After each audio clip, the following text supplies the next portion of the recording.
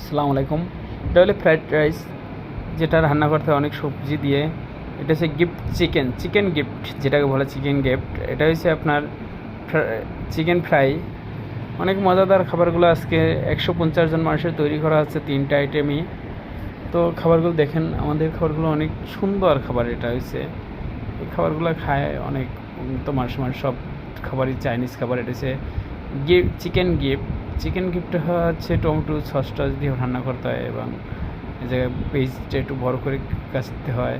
এটা হয়েছে fried rice, যেটা ফ্রাইড রাইসটা সব ধরনের চাইনিজ খাবার, এক ধরনের এটা বাঙালি খাবার বলা।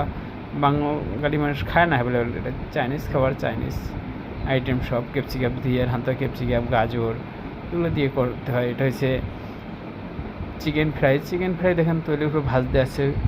গরম গরম খাবার খাইতে মজাই আলাদা যদি খাওয়া যায়। কিন্তু আপনারা তো খান, হ্যাঁ, ওপেনে গরম করেন, এভাবে গরম করে বাজারের দোকানে বসে। আর এটা তো তরতাজা একদম, দেখছি আমি এবং নিজের হাতেই তৈরি করছি। দেখেন কত সুন্দর, এটার মধ্যে একটু ভেজাল নাই।